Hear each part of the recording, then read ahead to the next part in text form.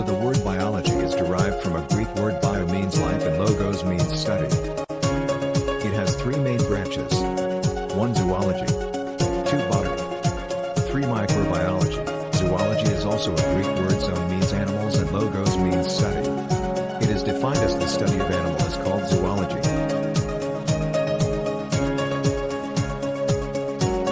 Botany. Botany means plant. It is the study of plant. Microbiology. Micro means very small. Bio means life. Logos means study. So in this branch we are studying about microorganism which can be seen only under microscope. I hope you are getting my point. For getting the more interesting video, please do subscribe my channel. Thank you. Find us on Mr. AI channel.